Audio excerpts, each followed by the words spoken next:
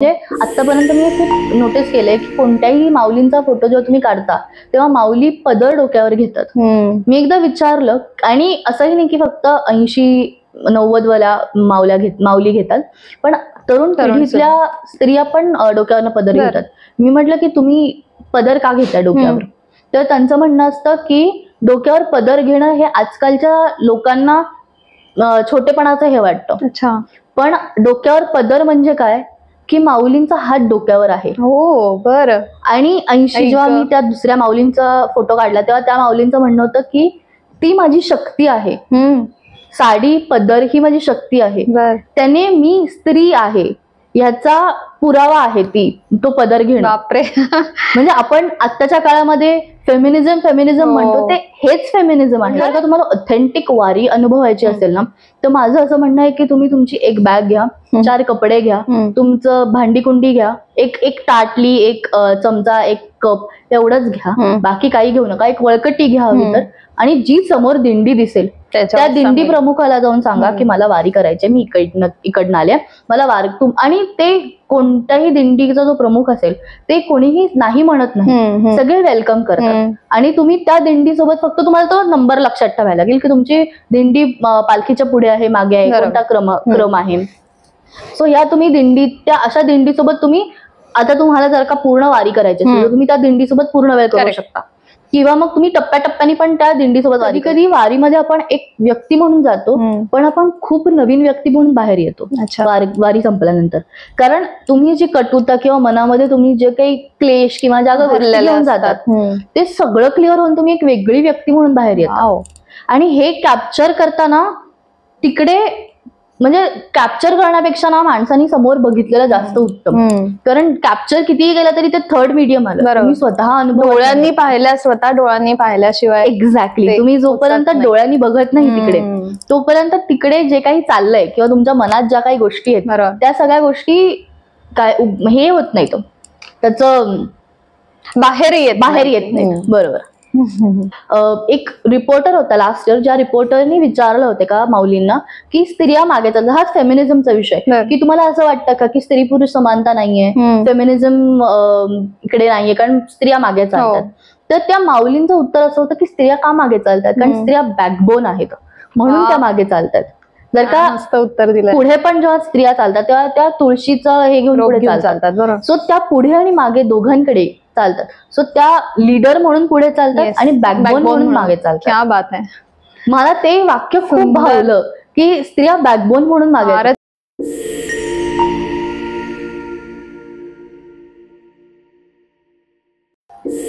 नमस्कार.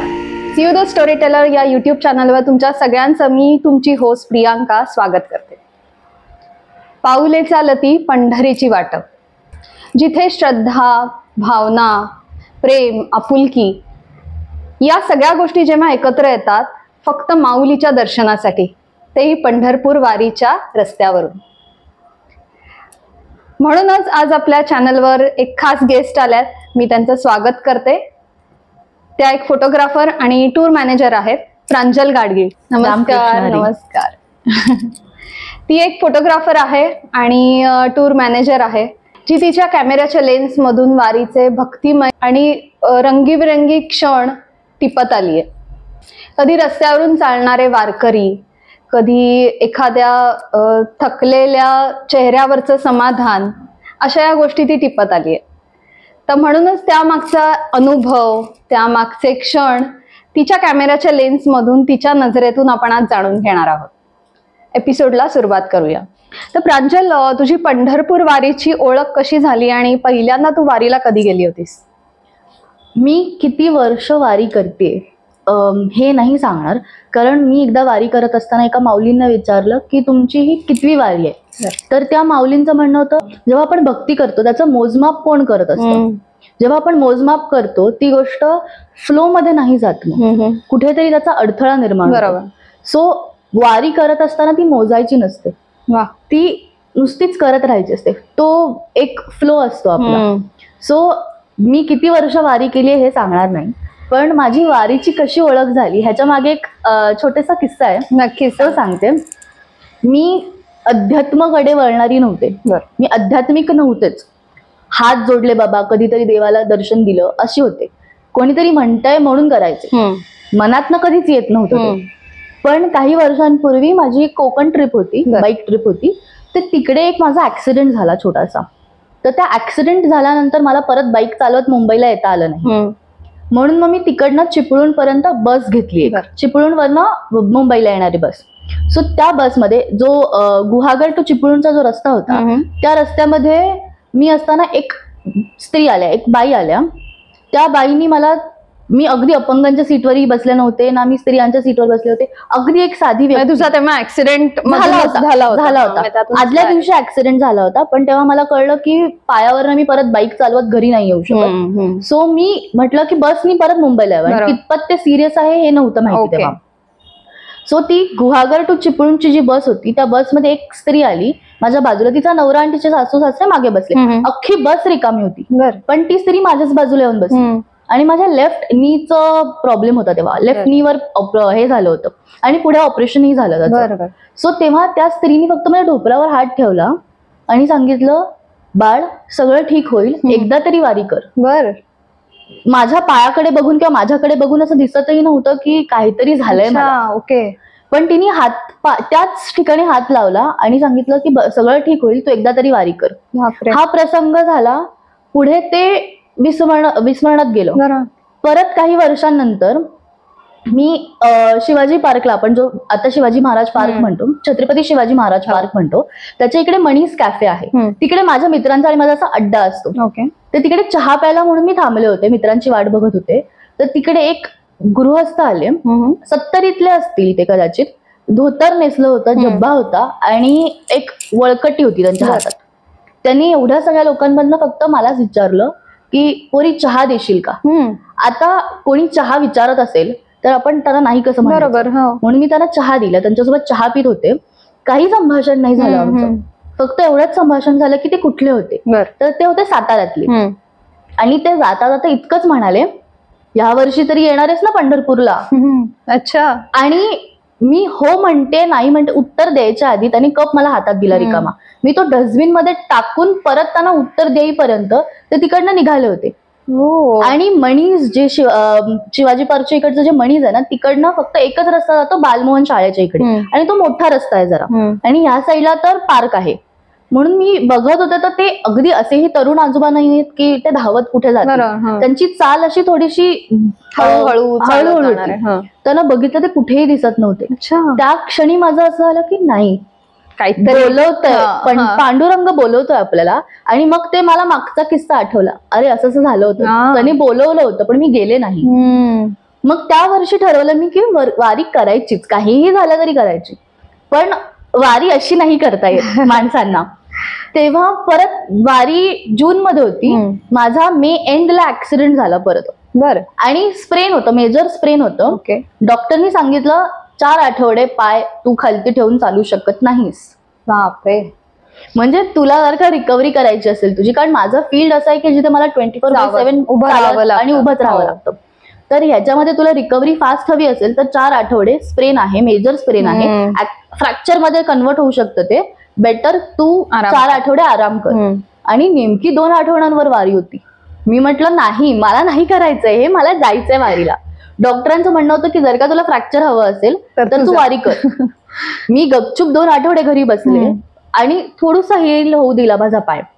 पण अंगात चालू होतं की वारी करायची असं म्हणतात ना. ते त्या आजोबांचे शब्द अजूनही कानावर पडत होते, यावर्षी तरी येशील ना पंढरपूरला. मी तेच मनात ठरवलं आणि म्हटलं की नाही, काहीही झालं तरी मला जायचं.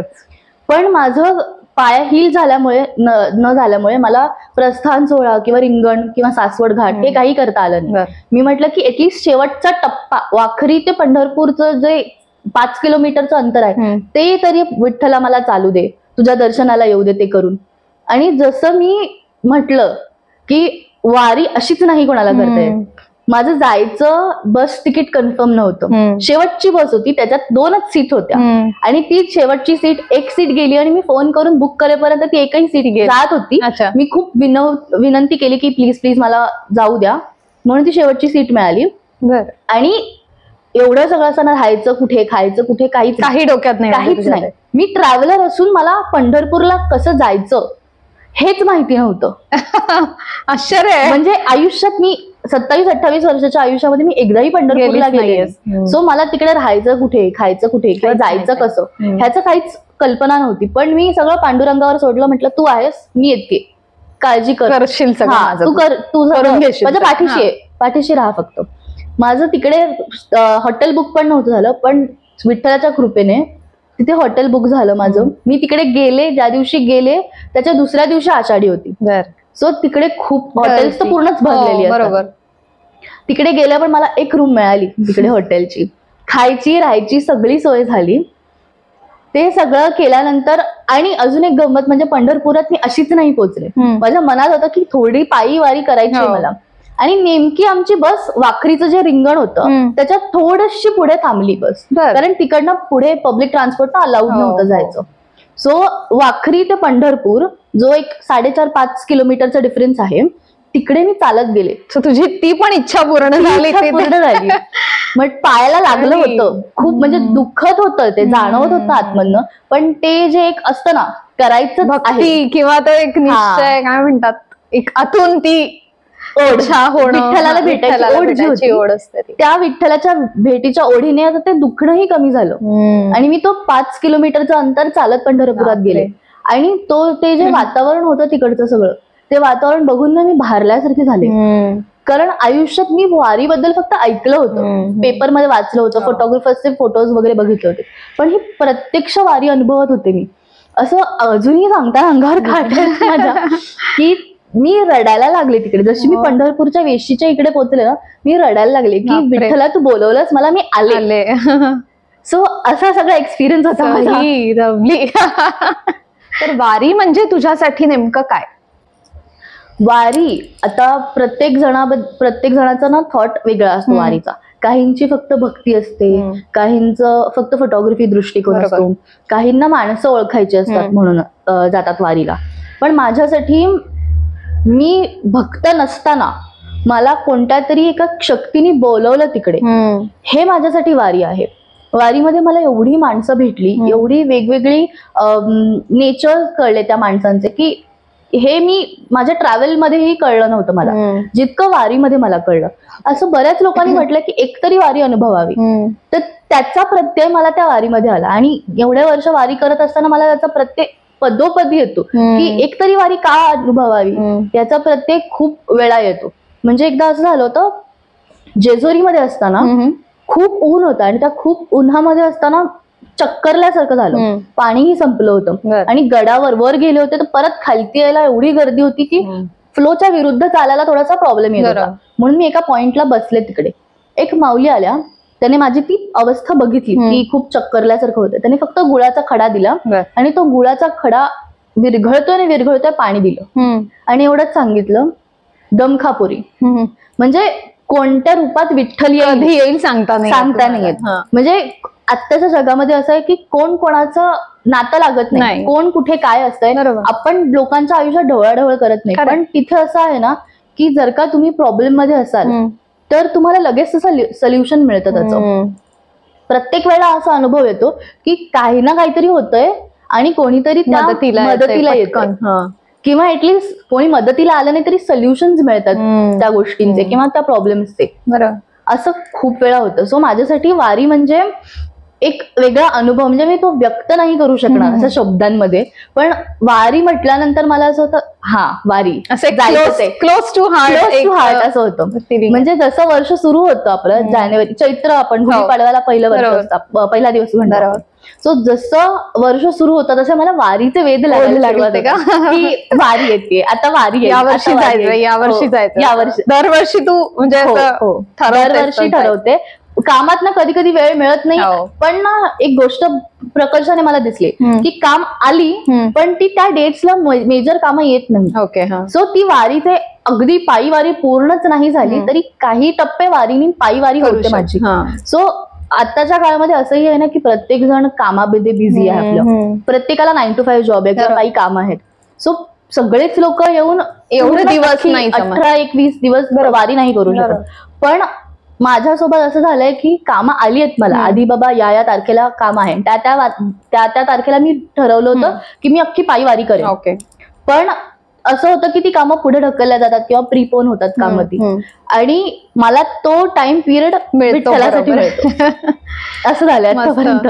पण असं सांगू शकशील का की कुठले महत्वाचे दिवस असतात की जेव्हा म्हणजे तुम्हाला जर 18 दिवसात नाही जमलं तर अशा कुठल्या दिवशी तुम्ही वारीला जाऊ शकता, म्हणजे असे मधले दिवस?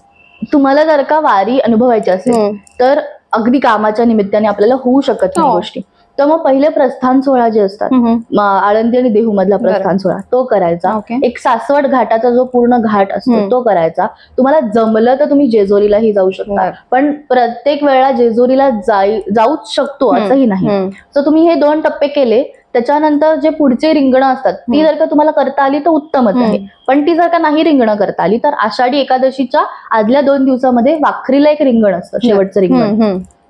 तर ते रिंगण तुम्ही करून आषाढीला जर का तुम्ही गेला, ते महत्वाचं असतं तिथलं. ते म्हणजे सगळीच रिंगण महत्वाची असतात, पण तो शेवटच्या टप्प्यात एक शेवटचं रिंगण असतं. बरोबर. सो ते रिंगण एकदा तुम्ही केलं आणि मग तुम्ही वारी काय म्हणतात आषाढीच्या दिवशी तुम्ही पंढरपुरात गेलात आणि दर्शन घेतलं तरीही तुमचं हे होतं. म्हणजे अख्खी वारी तुम्ही नाही जमलं तर टप्प्याटप्प्याने करू शकता. ओके, मस्त. तर तू एक फोटोग्राफर आहेस आणि टूर मॅनेजर आहेस, तर या भूमिकेमधून तू वारीकडे कशा पद्धतीने किंवा कुठल्या दृष्टिकोनातून बघतेस? वारी हा फक्त एक इव्हेंट नाही बघायला पाहिजे, कारण फोटोग्राफीचं जरी म्हटलं तरी काय होतं, फोटोग्राफर्सच्या दृष्टीने विचार करायला गेलो तर कोणताही इव्हेंट किंवा फेस्टिवल असल्यानंतर पूर्ण ते फोकस्ड इव्हेंट फोटोग्राफीच्या दृष्टीने विचार करतो. पण वारी असा इव्हेंट म्हणता येईल की जो इव्हेंट आहे की जिथे तुम्ही पूर्ण फोटोग्राफर नसता कधीच. तुम्ही जरी हातात कॅमेरा घेतलाय तरी तुम्ही अर्धा वेळ वारकरी असता आणि अर्धा वेळ फोटोग्राफर असतात, कारण तुम्हाला ते क्षण टिपण्यासाठी तुम्हाला कॅमेराच्या बाहेर एक माणूस म्हणून जगावंच लागतं. त्याच्याशिवाय तुम्हाला ते क्षण दिसत नाहीत. अगदीच तुम्ही कॅमेरा घेतलात, फोटो फोटो फोटो फोटो करत बसलात ना तर तुम्हाला फोटोज मिळतीलही, पण तुम्हाला तो रॉ एक्सपिरियन्स मिळणारच नाही. एक फोटोग्राफर म्हणून तुमचं मेन मोटिव्ह काय असतं की जे चाललंय, जे इमोशन्स आहेत ते लोकांपर्यंत पोहोचवायचे, कारण सगळेच लोक काय वारीला येऊ शकत नाहीत. त्यांच्या दृष्टीने जे फोटोज असतात, व्हिडिओज असतात, ह्यांनीच त्यांना ऍक्च्युअल वारी कळते किंवा दिसते वारी. सो तो जो फोटोग्राफर असतो त्याचा पॉइंट ऑफ व्ह्यू हा असला पाहिजे की त्याने पहिले एन्जॉय केलं पाहिजे, तिकडे वारकरी म्हणून प्रेझेंट मध्ये जगलं पाहिजे तिथल्या. सो तिकडे एक वारकरी म्हणून राहायला पाहिजे, तर तुम्हाला त्याचा इसेन्स कॅप्चर करता येईल. असा एक फोटो माझा होता जिथे मला तो अचानक मिळाला. मी ठरवून नव्हते क्लिक केलं, मला कॅमेरा होता हातात, समोर ते चाललं होतं, मी क्लिक केला फोटो. आता ह्याच्यामध्ये वाखरीचं रिंगण मी जे मगाशी म्हणाले, त्या वाखरीच्या रिंगणामध्ये कसं असतं, बैठं रिंगण होतं ते, आणि तिथे 2 श्वान असतात जे श्वान गोल फिरतात. तर त्यांचं असं असतं की जो माऊलींचा श्वान असतो तो फिरल्यानंतर 3 राऊंड असतात त्याचे, तर त्याच्यानंतर ती जी धूळ असते ती धूळ पवित्र मानल्या जाते आणि लोक ती धूळ घ्यायला धडपड करतात. बऱ्याच वेळा खूप गर्दी होते तिकडे. तर असा क्षण होता की जिथे एक माऊली पूर्ण साष्टांग नमस्कार घालत होत्या त्या धुळीला किंवा त्या जमिनीला. आता हा खूप लोक कॅप्चर करतात, पण त्या मुवमेंटला तिथे उभं राहून वारकरी म्हणून जर का तुम्ही हा बघितलात ना तर तुम्हाला दिसेल की त्या माऊली फक्त श्वानाच्या त्या पावलांचं जे धूळ होती त्याला नमस्कार नाही करत आहेत, ते जमिनीलाही नमस्कार करत आहेत. कारण शेतकऱ्याचं काय असतं, पहिलं दैवत म्हणजे जमीन, बरोबर. मग दुसरं तुमचं जो कोणता तुमचं इष्टदेव असेल तो असेल, पण पहिली तुमची जमीन असते. आणि मेजरली बघायला गेलं तर वारकरी समाज हा शेतकऱ्यांचा समाज म्हणता येईल. सो शेतकरी आता खूप लोक इथे भेदभाव कुठेही होत नाही, ना जेंडर भेदभाव होत, ना कास्ट भेदभाव, रिलिजन भेदभाव, इथे काही होत नाही. सगळ्या स्तरातली लोक येतात. पण तिथे तुम्ही भूमीला नमस्कार करताय, तुम्ही तुमच्या आईला नमस्कार करताय, असं ते दृश्य आहे. असं तू कॅप्चर केलेला फोटो येतो. आणि अजून एक आहे की जिथे आजकालच्या जगामध्ये ना आपण कोणाच्या दुःखामध्ये सुखदुःखांमध्ये आपण इंटरफिअर करतो, तू तुझं मी माझं असंच चाललेलं असतं.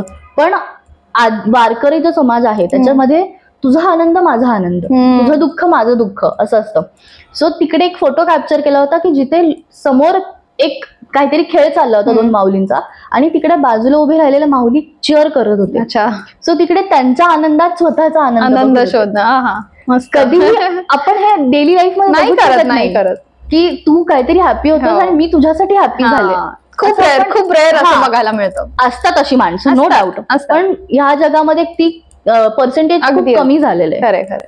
सो तो मुमेंट असा असतो ना की तुझ्या आनंदात माझाही आनंद दिसला मला, ते खूप सुंदर होतं. आणि तो जो टाळ मृदुंगांचा पूर्ण जो ऍटमॉस्फिअर असतं त्याच्यामध्ये तो क्षण कॅप्चर करताना असं भरून आल्यासारखं होतं. म्हणजे कधीही वारकऱ्यांमध्ये जर का तू गेलीस किंवा सगळ्यांमध्ये जेव्हा तू जयघोष करत जेव्हा चालतेस किंवा तू नुसती उभी आहेस तिकडे आणि त्यांचं ऐकतेस तरी तुझ्या ऑटोमॅटिक रडायला येतं.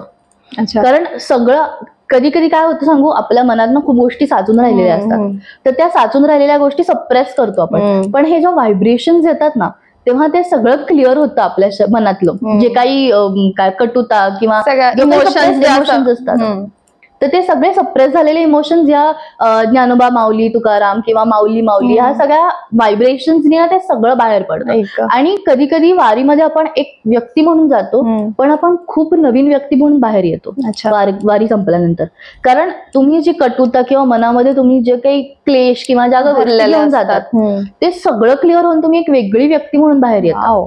आणि हे कॅप्चर करताना तिकडे म्हणजे कॅप्चर करण्यापेक्षा ना माणसांनी समोर बघितलेलं जास्त उत्तम. कारण कॅप्चर कितीही केलं तरी ते थर्ड मीडियम आलं, तुम्ही स्वतः अनुभव डोळ्यांनी पाहिल्या, स्वतः डोळ्यांनी पाहिल्याशिवाय. एक्झॅक्टली, तुम्ही जोपर्यंत डोळ्यांनी बघत नाही तिकडे तोपर्यंत तिकडे जे काही चाललंय किंवा तुमच्या मनात ज्या काही गोष्टी आहेत त्या सगळ्या गोष्टी काय हे होत नाही, त्याचं बाहेर येत नाही. बरोबर. आता तू गेले बरेच वर्ष जातीयस वारीमध्ये, तर असा कुठला वारकरी किंवा असं कुठलं किंवा काय म्हणू अशी व्यक्ती अशी तुझ्या लक्षात राहिली आहे अशी आहे का काही? हो, बरीच लोक आहेत की ज्या माऊली मला भेटल्यात त्या माऊलींना, प्रत्येक माऊलींना विसरायचं म्हटलं तर विसरता येत नाही. कारण प्रत्येक जण काही ना काहीतरी शिकवतो, काही ना काहीतरी सांगतो. प्रत्येक वेळेला उपदेशच असेल असंही नाही. आपल्या मनात काही प्रश्न पडलेले असतात जे आपण व्यक्त करत नाही पण ते मनात असतात. त्या मनातल्या प्रश्नांची पण उत्तरं कधी कधी त्या माऊलींकडनं मिळतात. असंही होतं. म्हणजे एकदम मी एका पॉइंटला वारीला जाताना माझ्या मनातनं बरेच प्रश्न होते, माझ्या आयडेंटिटी विषयी प्रश्न होते. कारण तेव्हा करिअरनं माझं खूप खूप डाऊन झालं होतं. तिथनं परत वर यायचं मला थोडी भीती वाटत होती की मी राईट ट्रॅकवर आहे का, मी काय करते ते बरोबर करते का, हे अशी प्रश्न माझ्या मनात होते पण ते मी कोणाला बोलून नव्हते दाखवले. आणि मागच्या वर्षी आळंदीला प्रस्थान सोहळ्यामध्ये असताना मला एक माऊलींचा ग्रुप भेटला. जो माऊलींचा ग्रुप पटकन असं बोलायला लागले ना तर असं वाटलं माझी आजी बोलते. अच्छा. म्हणजे माझी आजी जशी माझ्यासोबत बोलायची तशीच त्या माऊली बोलत होत्या. एक्झॅक्टली. म्हणजे असं वाटत होतं की माझी आजी आली असं. आणि त्या बोलता बोलता एवढंच गोष्टी बोलून गेल्या की आपण ज्या काही गोष्टी करतोय त्या आपल्याला आता वाटतील की बरोबर नाहीयेत पण त्या बरोबर आहेत. आणि हे आउट ऑफ कॉन्टेक्स्ट होतं. म्हणजे त्या तुला ओळखत नव्हत्या किंवा काही, मी त्याला काही प्रश्न विचारले नव्हते किंवा काही. आमचं विषय सुरू झाला असा की तुम्ही जेवणात काय बनवताय, कारण त्या भाकरी थापत होत्या. सो आमचा हा इथनं कॉन्व्हर्सेशन सुरू झालं आणि आउट ऑफ नोवेअर हे असं त्यांनी सांगितलं मला की ज्या आपण लाईनवर आहोत ती लाईन आपल्याला असं वाटतंय की आपण चूक करतोय किंवा आपल्याकडनं होणार नाही पण ते बरोबर आहे. आणि तेव्हा मी अशी I was taken a back की तुम्हाला असं एकदम तुम्हाला कसं कळलं की माझ्या मनात जे द्वंद्व चालू होतं त्याचं मी उत्तर शोधत होते आणि ते तुम्ही मला उत्तर दिलं मी न विचारता. असं बऱ्याच वेळेला होतं. आणि त्या ज्या माऊली आहेत त्यांचा जो ग्रुप आहे तो दरवेळेला वारीला येतो पण त्या कोणत्या दिंडी सोबत नसतात. त्या त्यांच्या येतात, जी दिंडी समोर दिसेल त्या दिंडीमध्ये ते सामील होतात आणि त्यांची वारी सुरू असते. कधी कधी काही टप्पे ते वारीला. आणि त्या माऊली आता वारकरी समाज किंवा वारी चालणारी लोक एवढी आहेत, लाखो करोडो लोक आहेत, यांच्यामध्ये परत मला जेजुरीमध्ये पण त्या सेम माऊली दिसल्या. अच्छा. त्या सेम. आणि मी म्हटलं ना तुम्हाला मगाशी की गुळाचा खडा दिला होता, त्या प्रसंगानंतर त्या माऊली मला दिसल्या आणि त्या माऊलींनी मला विचारलं बरी आहेस का पोर. प्रश्न सुटले. माझं तेव्हा असं झालं की मी फिजिकली दिसत होते की मला बरं नाहीये, हे फिजिकली दिसत होतं पण प्रश्न सुटले ह्याचा रिलेशन माझ्या थकण्यावर कुठे काहीच संबंधच नव्हता. हो, पण तेव्हा मला कळलं की देव असतो, माऊली आहेत, विठ्ठल आहे, आणि तो प्रत्येक छोट्या छोट्या सूक्ष्म रूपातही आपल्याला दिसतो. जर का आपण नोटीस केलं, ऑब्झर्व केलं ना, तर आपल्याला पॅटर्न्स दिसतात किंवा टप्प्याटप्प्यावर असं कुठेतरी भेटत जातो. येस, नाही का, भेटत जातात. एकदा वारी चालत असताना, मी सोलो ट्रॅव्हलर आहे, मी गेले अनेक वर्ष सोलो ट्रॅव्हल करते. तर मी ट्रॅव्हल करत असताना क्लिक करण्यासाठी वाखरीचं जे रिंगण असतं, तर त्या वाखरीच्या रिंगणाच्या इकडे मी फोटोज क्लिक करत होते. तर तिकडे एक माऊली होत्या, तिकडे त्यांच्यापाशी थोडासा विसावा घेतला. तर त्या माऊलींशी मी बोलत असताना त्या माऊलींनी ना अक्षरशः गालावरनं हात फिरवला आणि कडाकडा बोट मोडली आणि सांगितलं की नजर नको लागायला. आता हे कोण करतो, कोणासाठी करेल? फक्त नजर काढणं वगैरे आपल्या जवळची लोक करतात, असं बाहेरचं कोणी येऊन कधी नजर नाही काढत. म्हणजे मी तरी बघितलं नाही असं. ते खूप असं आपलं असं झालं पटकन. ते काही वेळेला लोक म्हणजे वारी चालत असताना काही वेळेला लोक खूप जास्त प्रश्न म्हणजे तुम्हाला ते सामावून घ्यायचा प्रयत्न करतात. कधी कधी काही वेळेला तुम्हाला सूचना देतात. म्हणजे मला एका माऊलींनी सांगितलं होतं की तू वारी करतेस ना, एवढं लक्षात ठेव, कोणालाही नंबर नाही द्यायचा तुझा. कारण वारीमध्ये बरेच लोक आता फोटोग्राफर कॅमेरा असल्यामुळे त्यांचे फोटोज काढल्यामुळे नंतर ते नंबर मागतात, बरोबर, की फोटोज देण्यासाठी. तेव्हा त्या माऊली 80-90 वर्षाच्या असतील, त्यांचं नाव नाही विचारलं मी, पण त्या 80-90 वर्षाच्या माऊली असतील. त्यांच्या काळामध्ये जीमेल किंवा मेल हा प्रकार नाही, फक्त मोबाईल फोन आता अलीकडच्या काळामध्ये आल्या, त्याच्यामुळे त्यांना कळतं ते मोबाईल फोन. पण त्यांनी मला हे सांगितलं की कोणालाही नंबर देऊ नको, तुमचा मेल आयडी का फेल आयडी दे. म्हणजे त्या माऊलींना हे कळलं की अवेअर केलं की कारण वारीमध्ये फक्त वारकरी नसतात, तिकडे बघे लोक पण असतात, आणि जे बघे असतात ते बरेच कृत्य करतात. आणि अलीकडच्या काळामध्ये ना कोणत्याही व्यक्तीवर विश्वास नाही ठेवू शकत. खरंच आहे. आतापर्यंत असं मला अनुभव नाही आलाय स्वतःला की असं काही झालंय, पण बेटर सेफ दॅन सॉरी. नक्कीच असे होते सगळे अनुभव. असे खूप अनुभव आहेत जे पिन पॉइंट करायला गेले तर एवढं होईल ना की सांगता नाही येणार. नाही, पण छान एकदम. या गोष्टी सुद्धा नवीन आहेत आपल्या सगळ्यांसाठी, अनुभव तुझे हे सगळे. करेक्ट. तर तू गेले काही वर्ष वारी कव्हर सुद्धा केलीयस, फोटोज आणि हे सगळं करून. तर बदलत्या काळानुसार वारीमध्ये पण काही बदल झालेत का? हो, मुळात वारी फोटोग्राफर्स किंवा सोशल मीडियामुळे आता उचलून धरल्यासारखी झाली. आधी वारी होत होती, लोकांना वारीबद्दल एवढं माहिती नव्हतं. जेव्हापासून फोटोग्राफर, आता याचा पण 2 पैलू आहेत, एक निगेटिव्ह एक पॉझिटिव्ह. बरोबर. पॉझिटिव्ह हा आहे की लोकांपर्यंत वारी पोहोचते. आधी कसं पुणे आणि आळंदी टू पंढरपूर जे जिल्हे होते त्या जिल्ह्यांपुरताच लोकांना माहिती होतं, किंवा जे वारकरी आहेत त्यांना माहिती होतं वारीबद्दल. गुजरातमध्ये वारीबद्दल एवढी चर्चा नव्हती, किंवा कर्नाटकात होती, कारण कर्नाटकातनं वारकरी येतात, मध्य प्रदेशमधनं पण वारकरी येतात. पण बाकीच्या स्टेट्समध्ये एवढा अवेअरनेस नव्हता जितका अवेअरनेस आता आलाय गेल्या काही वर्षांमध्ये, photographer, social media, news channels यांच्या थ्रू. कारण जेव्हा आता याचा सेकंड पॉइंट असा आहे की निगेटिव्ह इम्पॅक्ट आहे. जेव्हा तुम्ही लाखोंच्या गर्दीमध्ये लाखो फोटोग्राफर्स येतात तेव्हा त्याची कुठेतरी ना ऑथेंटिसिटी कमी होते असं वाटतंय. आधी कोर वारकरी असायचे, बरोबर, आता बघे आहेत, त्याच्यानंतर बघे यायला लागले, त्याच्यानंतर फोटोग्राफर्सचे जितकी वारकऱ्यांची समाज आहे त्यांची प्लस तेवढ्याच प्रमाणामध्ये फोटोग्राफर. 1 लाख वारकरी तर 2 लाख फोटोग्राफर. तर वारीमध्ये जेव्हा तुम्ही जाता तिकडे तुम्ही डिस्टर्ब नाही करू शकत त्यांच्या पूर्ण ऑराला किंवा त्यांच्या पूर्ण भक्तीला. आत्ताच्या काळामध्ये ना मी गेल्या 1-2 वर्षामध्ये असं बघतेय की फोटोग्राफर जे आहेत त्यांना फक्त फोटो क्लिक करायचा, कसाही करून क्लिक करायचा. मी हे फोटोग्राफर आहे, मी त्याचा निगेटिव्ह इम्पॅक्ट एवढा बघते फोटोग्राफीचा की जेव्हा एखादा वारकरी तिकडे पूर्ण त्याच्या भक्तीमध्ये मग्न असतो तिथे त्याच्या तोंडासमोर कॅमेरा घेऊन गेला जातो. सो आता तूही नोटीस कर, तुझ्या तोंडासमोर कोणी कॅमेरा घेऊन आला तर किती अनइझी वाटतं आपल्याला. तशा ह्याच्यामध्ये त्यांची भक्ती कुठेतरी कॉम्प्रोमाइज होते किंवा त्या भक्तीमध्ये कुठेतरी खंड पडतो. डिस्टर्ब तर होणारच ना या सगळ्या गोष्टी. आणि या सगळ्यामध्ये ना लोक काही काही वेळेला मुद्दामून पोजेस वगैरे द्यायला सुरुवात केली आहे. वारकऱ्यांनी पण. म्हणजे आधी वारकरी जे फोटोग्राफर्स असायचे ते लांबून फोटो काढायचे. आता अजूनही आहेत जी लोक जी तो भाव तसाच ठेवून किंवा ते जे चाललंय आहे तिकडे त्यांचं ते भक्ती चालली फोटो बरेच दिसतात.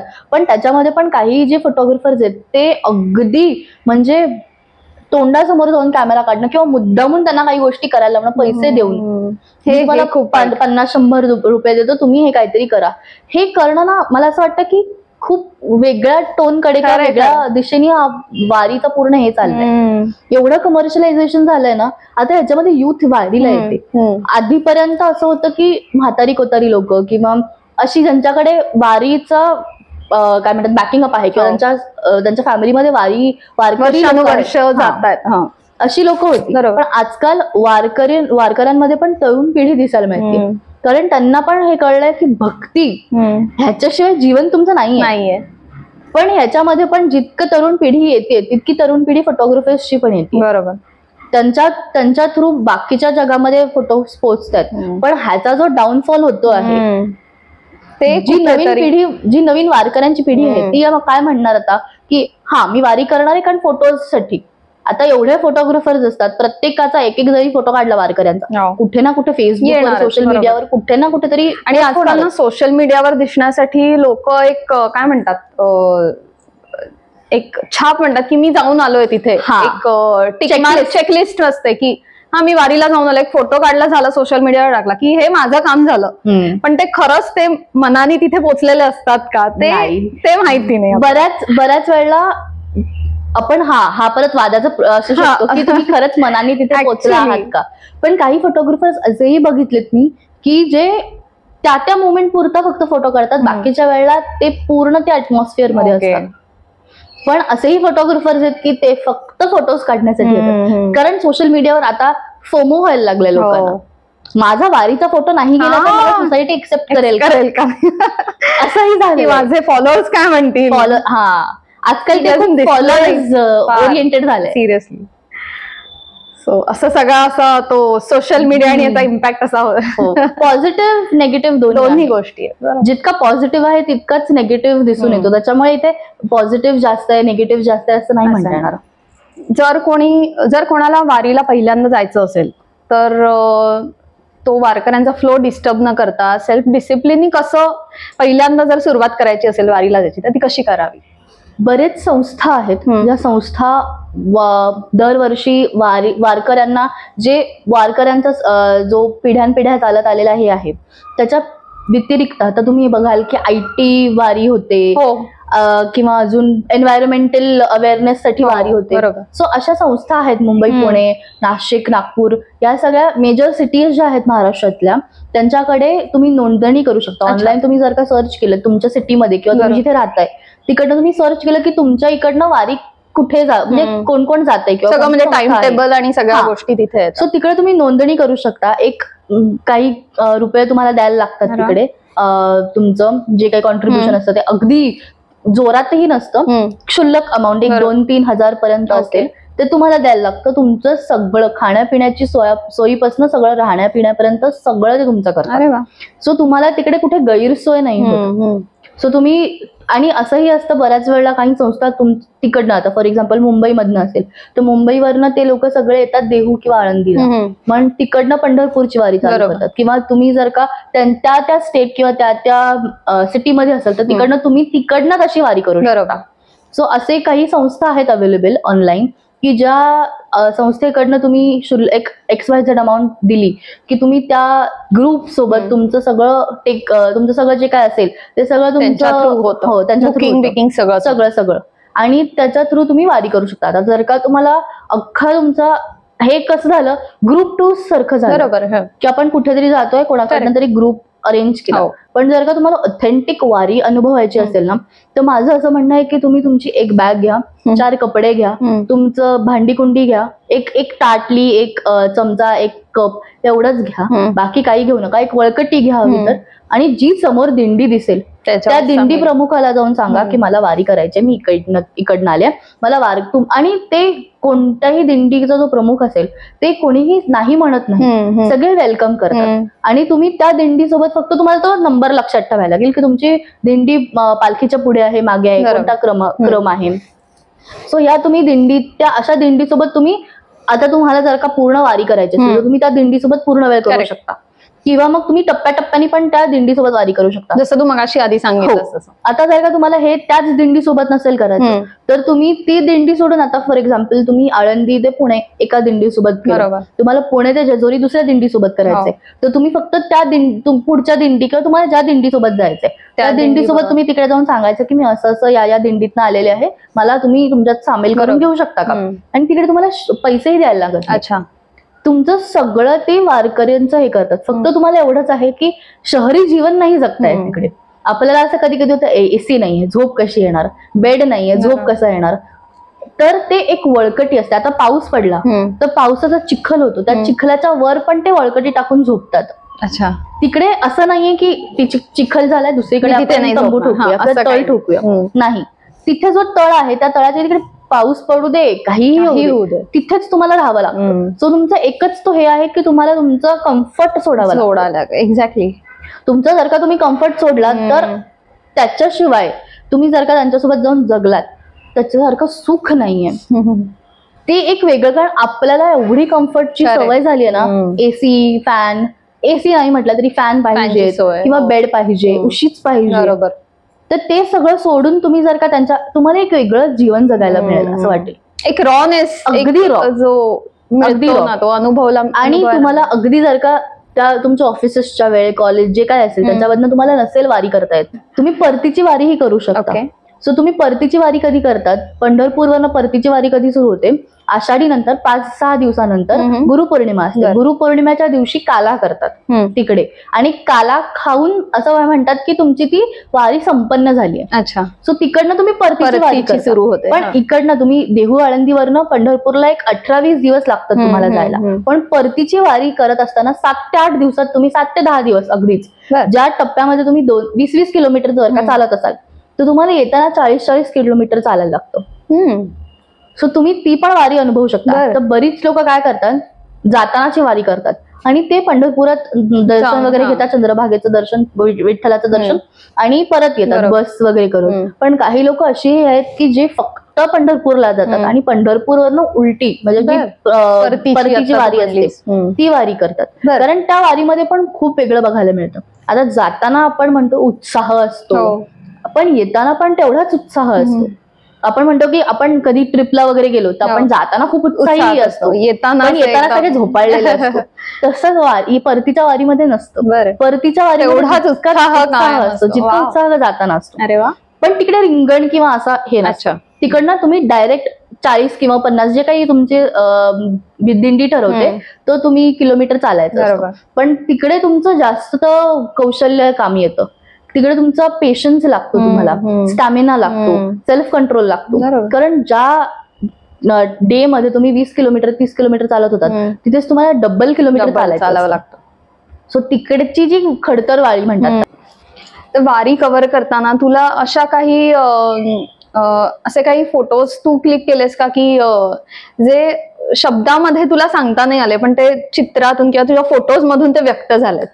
मगाशी जसं मी म्हणाले तुला, त्या माऊली नमस्कार करत होत्या, तो एक फोटो झाला. असे अनेक बरेच फोटो आहेत. असं सांगताना असं पटकन आठवणार नाही, पण असे 2-3 फोटोज आहेत की जिथे बघितल्यानंतर तो भाव किंवा तो आनंद किंवा ते जे सगळं चाललंय चैतन्य तिकडचं ते एका फोटोमध्ये दिसेल.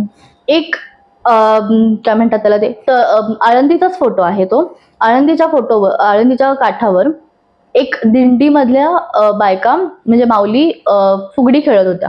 तर त्या फुगडी खेळत असताना एका बाईचा पाय स्लिप झाला आणि त्या पडता पडत्या राहिल्या, पण त्याने ती एक हात फुगडी केली. अच्छा. आणि मग बाकीची लोक एवढी हसत होती ना की तो जो प्रसंग होता तो म्हणजे शब्दात नाही सांगता येणार. तो फक्त फोटो बघून, म्हणजे तुम्हाला हे मागचं मी सांगते, पण जर का तो फोटो बघितला तर तुम्हाला हेच कळेल की ह्या लोक दुसऱ्यांच्या आनंदामध्ये आनंद मानतायत. असा एक फोटो. एक बाई आहे, म्हणजे एक माऊली आहे, त्या माऊलींनी पदर डोक्यावर घेतले. म्हणजे आतापर्यंत मी हे खूप नोटीस केलंय की कोणत्याही माऊलींचा फोटो जेव्हा तुम्ही काढता तेव्हा माऊली पदर डोक्यावर घेतात. मी एकदा विचारलं, आणि असंही नाही की फक्त 80-90 वाल्या माऊली घेतात, पण तरुण पिढीतल्या स्त्रिया पण डोक्यावरनं पदर घेतात. मी म्हटलं की तुम्ही पदर का घेता डोक्यावर, तर त्यांचं म्हणणं असतं की डोक्यावर पदर घेणं हे आजकालच्या लोकांना छोटेपणाचं हे वाटतं. अच्छा. पण डोक्यावर पदर म्हणजे काय की माऊलींचा हात डोक्यावर आहे. हो बरं. आणि 80 जेव्हा मी त्या दुसऱ्या माऊलींचा फोटो काढला तेव्हा त्या माऊलींचं म्हणणं होतं की ती माझी शक्ती आहे. साडी पदर ही माझी शक्ती आहे.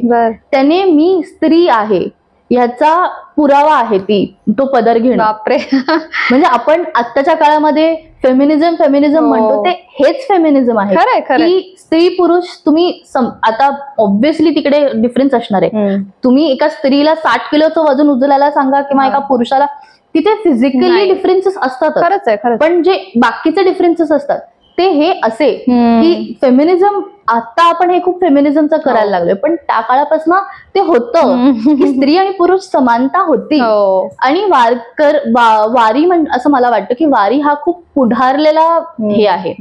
ज्या काळामध्ये स्त्रिया ज्या काळामध्ये वारी सुरू झाली किंवा 1800-1900 वाला शतक म्हणूया आपण, त्या काळी स्त्रियांनी बाहेर जायचं, हे पण पुरुषांबरोबर बाहेर जायचं, हे थोडंसं कुठेतरी ही बाहेर जाते. पण वारीमध्ये तेव्हा स्त्रिया जास्त होत्या पुरुषांपेक्षा. तिथे तुम्ही मला सांगा त्या दशकांमध्ये, ज्या दशकामध्ये आपण स्त्री पुरुष समानतेवर बोलतोय, त्या दशकामध्ये तुम्ही स्त्रीला रिंगणामध्ये डोक्यावर तुळशीचं हे घेऊन फिरताना बघताय. कोणता समाज त्या काळाचा की स्त्रिया धावतायत असं त्या वयाचा समाज असं म्हणू शकत नाही ना, स्त्रिया धावतायत. पण तेव्हा होतं तिकडे असं. त्या काळापासून ही सगळी परंपरा आहे. स्त्रियांनी म्हणजे खांद्याला खांदा लावून. अगदी खरंय. आणि आताही तुम्ही जर का कोणत्या ह्याच्यात गेलात दिंडीमध्ये किंवा जिथे ते तळ असतं त्यांचं, त्या तळाच्या इकडे गेल्यानंतर तुम्हाला दिसणार नाही की फक्त स्त्रियाच कामं करतात. पुरुष पण तुम्हाला कांदा चिरताना दिसतील किंवा भाकरी थापताना दिसतील किंवा स्वयंपाकातलं कोणतंही काम, जे आपण म्हणतो ना की आपल्या आता या मॉडर्न जगामध्ये स्त्री आणि पुरुषांनी दोघांनी कुकिंग केलं पाहिजे, ते तर तेव्हापासून चाललंय. म्हणजे बघ, ज्या काळामध्ये स्त्रियांनी घर चालवणं, पुरुषांनी कमवणं किंवा पुरुषांनी बाहेर जाणं, चूल आणि मूल हा ज्या काळामध्ये विषय होता, त्या काळामध्ये पण वारी जेव्हा करत असतात वारकरी, तेव्हा ते पुरुषही काम करायचे. आता तुम्ही असं म्हणाल की इथे फेमिनिझमचं स्त्रियांनी तंबू ठोकला पाहिजे. आता फिजिकली ते पॉसिबल आहे का? बरोबर, फिजिकली पॉसिबल नाहीये. पण तुम्ही छोट्या छोट्या गोष्टींमध्ये बघा की स्त्रिया पुढे चालतात किंवा पुरुष, आता स्त्री असा जो क्रम असतो दिंडीचा, तिकडे स्त्रिया मागे चालत असतात. मी एक रिपोर्टर होता लास्ट इयर, ज्या रिपोर्टरनी विचारलं होते का माऊलींना की स्त्रिया मागे चालतात, हाच फेमिनिझमचा विषय, की तुम्हाला असं वाटतं का की स्त्री पुरुष समानता नाहीये, फेमिनिझम इकडे नाहीये कारण स्त्रिया मागे चालतात. तर त्या माऊलींचं उत्तर असं होतं की स्त्रिया का मागे चालतात, कारण स्त्रिया बॅकबोन आहेत म्हणून त्या मागे चालतात. जर का उत्तर दिलं, पुढे पण जेव्हा स्त्रिया चालतात तेव्हा त्या तुळशीचं हे घेऊन पुढे चालतात. सो त्या पुढे आणि मागे दोघांकडे चालतात. सो त्या लीडर म्हणून पुढे चालतात आणि बॅकबोन म्हणून मागे चालतात. क्या बात आहे. मला ते वाक्य खूप भावलं की स्त्रिया बॅकबोन म्हणून मागे चालतात. अजूनही आपण पेट्रियार्कल सोसायटीमध्ये चालतोय की पुरुष हा काय प्रमुख असेल घराचा, पण इथे स्त्रियाच बॅकबोन आहेत. सो असे काही इन्स्टन्सेस आलेले की जिथे म्हणजे आता जे विषय चालू आहेत आपले, त्या विषयांची उत्तरं मला वारीच्या अशा रूपांमध्ये दिसली. ती छान, मस्त अनुभव आहे तुझे, खूप सुंदर. वारीचं सौंदर्य तर एका शब्दात किंवा एका वाक्यात तुला सांगायचं असेल तर काय सांगशील? वारीचं सौंदर्य एका शब्दात सांगणं थोडंसं कठीण आहे, पण वारी आपल्याला लाईफ मॅनेजमेंट शिकवते. कारण आपल्याला शिस्तीत कसं आयुष्य जगावं हे वारी शिकवते. जेव्हा आपण वारीत जातो तेव्हा आपण जेव्हा दिंड्या बघतो, त्या दिंड्यांचा एक क्रम ठरलेला आहे. त्या क्रमाच्या विरुद्ध किंवा त्या एक समोर मला बाबा पुढे पटकन चालायचंय म्हणून ती दिंडी ओलांडत नाही. 6 नंबरची दिंडी 6 नंबरलाच असते, ती 5 नंबरला जात नाही. सो तिकडे आणि शिस्त म्हणजे दिंडीमध्ये तुम्हाला वारकरी जे चालतात ते फक्त 5च्याच क्रमाने चालतात. 6वा पण येत नाही तिथे. सो तुम्हाला तिथे मॅनेजमेंट दिसते, तिकडे तुम्हाला लाईफ स्किल दिसतात. आपण काय म्हणतो, चल संडे आहे, एक दिवस पण जर 10 वाजेपर्यंत झोपूया, पण वारकरी तसं नाही. परतीच्या प्रवासाला पण ते जाताना आणि परतीच्या प्रवास दोन्ही, बाबा आपण थोडासा आज आपण थोडासा उशिराने चालूया, आराम करूया, नाही. त्यांची एक वेळ ठरलेली असते, 4, 5, 6 जे काही त्यांचं दिंडी ठरवेल ते, त्या वेळेला ते चालायला लागतात. म्हणजे जर का त्यांनी 4 वाजता ठरवलं असेल तर वारकरी किती वाजता उठत असतील आवरून वगैरे निघायचं, कारण तो तंबू काढणं, परत सगळं ट्रकमध्ये लोड करणं आणि मग निघणं, म्हणजे त्यांना 2-3 वाजता तरी उठावंच लागत असेल 4-5 वाजता निघायचं म्हटलं तर.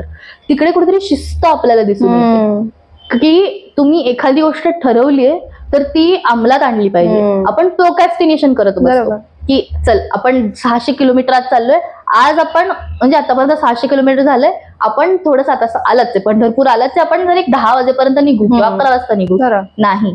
त्यांचं ते एक ठरलेलं असतं टायमिंग, ठरलेली वेळ, आणि जेवणाची वेळ ठरलेली आहे, भजनांची वेळ ठरलेली आहे. त्या वेळेमध्ये कुठेही विलंब दिसत नाही.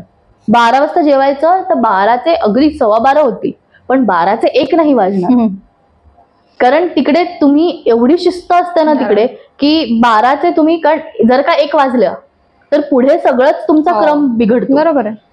आणि किती लोकांना मॅनेज करायचं असतं त्यावेळेस, खरी असतं ना, जनसमुदाय खूप मोठा असतो. खरंय. सो ती शिस्त, माणसांची शिस्त, किंवा आपल्याला जर का आयुष्यामध्ये काही अचीव्ह करायचं असेल तर त्या अचीव्ह करण्याचं जे ध्येय असतं आपलं, आपण आता मॅनिफेस्टेशन वगैरे म्हणतो की लिहितो आपण, जर्नल्स लिहितो, ते काय आहे, वारीच एक छोटं प्रतिकृती म्हणता येईल. कारण वारकऱ्यांचं काय ध्येय काय आहे, पंढरपूरला जाणं. सो ते 1 किलोमीटर बघत नाहीत, तहान भूक बघत नाहीत, किंवा काय ऋतू आहे ते बघत नाहीत, ते चालत राहतात. त्यांचं ध्येय ठरलेलं आहे. जसं आपण मॅनिफेस्ट करतो की बाबा अमुक तमुक गोष्ट आहे, तसं त्यांचं मॅनिफेस्टेशन पांडुरंग असतो. सो तिकडे ते मॅनिफेस्ट करत तिथेपर्यंत पोहोचतात. सो मॅनिफेस्टेशन जे आता आपण करतो ते वारकरी कित्येक शेकडो वर्ष करत आले. सो तो एक गुण त्यांचा, आपण की ठरवलंय म्हणजे ठरवलंय, ते केलंच पाहिजे. आणि भक्ती, शेवटी कितीही काहीही झालं तरी, आता नास्तिक लोक म्हणतील की देवाचीच भक्ती करायची का, नाही. तुम्ही कोणतीही गोष्ट सातत्याने बोलत राहा किंवा म्हणत राहा, विचार करत राहा, ती गोष्ट तुमची होते. सो आपण भक्ती म्हणजे काय, मूर्तीला आपण पूजतो, करेक्ट. पण नास्तिक लोक काय म्हणतील की मूर्ती कशाला हवी, पण एनर्जी असतात, एका व्हायब्रेशन्स असतात. ते व्हायब्रेशन्स जर का तुम्ही काय म्हणतात त्याला, ते एका वेगळ्या व्हायब्रेशन मध्ये तुम्ही गेलात तर तुमचं ते आयुष्य तुम्हाला जसं हवं तसं होतं. आपण अजूनही म्हणतो बघ की कोणाला भेटल्यानंतर आपल्याला ड्रेन होते एनर्जी. देव काय एनर्जीच आहे अगदी. सो तुम्ही भक्ती करा म्हणजे अमुक देवाला पूजा किंवा तमुक देवाला पूजा नाही. तुम्ही एखादा गोल जरी ठेवलात पण ती एनर्जी तुमची पॉझिटिव्ह एनर्जी असेल ना तर तुमचा तो गोल अचीव्ह होतो. बरोबर. तुम्ही पोहोचता त्या डेस्टिनेशनला. आता डेस्टिनेशनला पोहोचणं म्हणजे फक्त पंढरपूरलाच पोहोचणं का नाही, तुमच्या आयुष्यामध्ये मला बाबा एक गोष्ट गोल अचीव्ह करणं. सो तो गोल अचीव्ह करायला तुमची भक्ती लागते. आता भक्ती can be in various forms. बरोबर. तुमची देवाची भक्ती असू दे किंवा तुमचा स्वतःवरचा विश्वास असू दे, ती भक्तीच झाली. स्वतःवरचा विश्वास म्हणजे भक्ती झाली तुमची. सो तशी भक्ती तुम्हाला आयुष्यात, कन्सिस्टन्सी आणि भक्ती ह्या दोनच गोष्टी आहेत की जिथे तुम्ही आयुष्यात पुढे जाल. जर का ह्या दोन गोष्टी नसतील तर तुम्ही पुढे अचीव्ह करूच शकणार नाहीत काही गोष्टी. काय छान बोलली असतो राली, फार छान असतं. वारीत गेल्यावर तुला सगळ्यात जास्त भावणारी गोष्ट कुठली होती? मॅनेजमेंट. मी मगाशी जसं म्हणाले तसं मॅनेजमेंट. आणि जे लोकांचा जो ओढ असते एखाद्या गोष्टीकडे जाण्याची, ती ओढ, त्यांची तो थॉट प्रोसेस, त्या थॉट प्रोसेसनी मला अचंबित केलं की एवढी लोक कशी जातात. म्हणजे तो काय छोटासा टप्पा नाहीये, कितीतरी 100 किलोमीटर्स आहेत. बरोबर. आणि ऊन असू दे, पाऊस असू दे, थंडी, वारा, म्हणजे कुठल्याही परिस्थितीत ते चालतात म्हणजे चालतात आणि माऊलीचं नाव घेत. अगदी खरंय. उत्साहात, आनंदात. तर ती कन्सिस्टन्सी मला जाम भावली की ह्या दोन गोष्टी आहेत की तुम्ही आयुष्यामध्ये जेव्हा एखादा गोल डिसाईड करता, तो गोल तुम्हाला पोहोचण्यापर्यंत तुम्हाला काहीही येऊ दे, ते ना मला असं वाटतं की वारी हे आयुष्य आहे आपलं. सो वारीचं प्रस्थान सोहळा जे असतं ते आपलं आत्ताची लेवल असते आणि पंढरपूर गाठणं म्हणजे आपलं गोल असतो जो डोक्यामध्ये असतो. काही लोकांना एक्झाम पास करायचे असतात, काही लोकांना घर घ्यायचं असतं, गाडी घ्यायची असते, ते पंढरपूरचा गोल आहे. आणि मध्ये तुम्हाला अडथळे येतात, अडथळे आपल्याला येतात, फायनान्शियली अडथळा असू दे, मानसिक मेंटल स्ट्रेस असू दे, काहीही असू दे, तो अडथळा येतो. ते वारकऱ्यांमध्ये अडथळा म्हणजे काय? पाऊस, चिखल, दगड, किंवा खूप थकलं आपण, पाणी कुठे मिळेल, हे सगळे जे असतात ते तसं तुम्ही त्या दृष्टीने बघा की तुम्ही जेव्हा वारी करता त्या वारी म्हणजे तुमचं आयुष्य तुम्ही बघा. आणि तुमच्या आयुष्यामध्ये जेव्हा तुम्ही असं बघायला गेलं तर आपण सगळेच वारी करतो. म्हणजे फिजिकली वारी नसलो करत तरी आपण वारी करतोच. कुठल्या तरी गोष्टीकडे पोहोचणं, करेक्ट, हेच ह्यालाच गोल गोल अचीव्ह करणं, याला आपण वारी सोबत कनेक्ट केलं तर असंही होऊ शकतं की आपण प्रत्येक जण वारी करतो. एक्झॅक्टली. तर प्रांजल, तू फोटोग्राफी आणि टूर मॅनेजर या टुरिझम या फील्डमध्ये गेले 7-8 वर्ष काम करतेस. तर तू फ्युचर प्लॅन, तुझे या बाबतीतले फ्युचर प्लॅन्स काय आहेत तुझे करिअर? वारीच्या रिलेटेड जर का म्हणशील तर मला वारीमध्ये जे आता फॉरेनर्स पण येतात, वारीमध्ये बरेच फॉरेनर्स येतात, पण सध्या कोरोनाच्या नंतर खूप फॉरेनर्सची संख्या कमी होत गेली. तर माझ्या डोक्यात असं आहे की आपण फक्त वारीच्या टायमिंग्स मध्ये एक टूर काढायची किंवा लोकांना जमवून तिथे ती ऑथेंटिक वारी. कारण बरेच लोक काय करतात, वारी म्हणजे त्यांना दाखवतात प्रस्थान सोहळा, पंढरपूरला नेतात, दर्शन करवतात आणि येतात, पण ते जे ऑथेंटिक वारकऱ्यांसोबत राहून जे तुम्हाला समजतं तसं मला लोकांपर्यंत पोहोचवायचंय. नॉट जस्ट फॉरेनर्स पण आपण पण लोक, कारण प्रत्येक व्यक्तीला तिथपर्यंत पोहोचता येत नाही. तुम्हाला तो दुवा बनायचाय वारी आणि लोकांमधला. वा, फारच छान, मस्तच. Wish you all the best तुझ्या या नवीन प्रयोगाला. आणि ज्यांना फोटोग्राफी किंवा जसं तू टूर मॅनेजर आहेस या क्षेत्रात कोणाला करिअर करायचं असेल तर त्यांना तू काय टिप्स देशील? फोटोग्राफी म्हटली तर फोटोग्राफर्सना फक्त कॅमेराच हवा किंवा महागडाच तो DSLR हवा, फुल फ्रेम हवा, असं काहीही नाहीये. तुमच्याकडे साधा मोबाईल जरी असेल ना तरी चालेल, फक्त तुमच्याकडे विजन हवी. तुम्ही एखाद्या गोष्टीकडे कोणत्या नजरेने बघताय ते हवं. तुमच्या डोक्यामध्ये एक गोष्ट क्लिअर आहे, तू तुमच्या फोटोतनं दिसते का हे क्लिअर हवं. ती तुमच्या फोटोतनं दिसत असेल तर महागडा कॅमेराची काहीच गरज नाहीये. तुम्ही तुमचा साधा फोन घेऊनही फोटोज काढू शकता. आणि आत्ताचा असा काळ आहे ना सोशल मीडियावरचा की तुम्ही एक फोटो टाका, लोकांना आवडला की तुम्हाला उत्स्फूर्तता मिळते की आपण अजून फोटोज काढूया. तुम्हाला मोटिवेशन अजून जास्त मिळतं की आवडलेल्या लोकांना फोटो काढलेला मी अजून फोटोज काढणार किंवा असं. पण एक गोष्ट आहे फोटोग्राफर्सना मी विनंती करते, सो तुम्ही जेव्हा तिकडे जाताय तेव्हा तुम्ही तिकडचं पावित्र्य कसं भंग न करता फोटो काढणार हे एवढंच लक्षात घ्या. आणि तुम्ही फोटोज काढत राहा. लोक काय म्हणतील याचा विचार करू नका.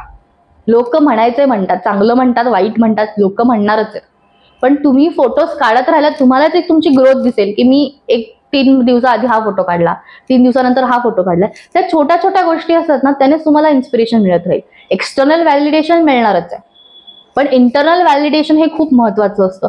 कारण कधी कधी जेव्हा एक्सटर्नल व्हॅलिडेशन मिळत नाही तेव्हा तुम्हाला इंटरनल व्हॅलिडेशन तुम्ही पुढे जाण्याचं तुम्हाला हे मिळतं, स्ट्रेंथ मिळते. मोलाची गोष्ट बोललीस, अगदी परफेक्ट. सो प्रांजल, खूपच छान एपिसोड झालाय हा, फुल ऑफ एक्सपिरियन्सेस आणि तुझे अनुभव पण एकदम ऑथेंटिक आणि टच टू द हार्ट असे होते. आणि खरोखरच वारकऱ्यांमध्ये जाऊन त्यांच्याबरोबर तू फोटोज काढलेस आणि त्यांचे क्षण टिपलेस, ते सुद्धा फारच सुंदर होतं. म्हणजे तू शब्दात पण इतकं छान मांडलंस त्या सगळ्या गोष्टी. सो थँक्यू सो मच आजच्या एपिसोडमध्ये आलीस आणि एवढी छान इन्फॉर्मेशन शेअर. आणि तुझ्या नवीन व्हेंचरला सुद्धा, तुझ्या नवीन प्रयोगाला सुद्धा wish you all the best. Thank you so much मला पॉडकास्टला बोलवलं, खूप सुंदर झाला पॉडकास्ट. आणि तुम्हाला आजचा एपिसोड कसा वाटला त्याबद्दल कमेंट्समध्ये लिहून कळवा. तुमचे वारीचे अनुभव सुद्धा आम्हाला ऐकायला आवडतील. आणि आतापर्यंत यू द स्टोरी टेलर या YouTube चॅनलला सबस्क्राईब केलं असेल तर ते जरूर करा. धन्यवाद.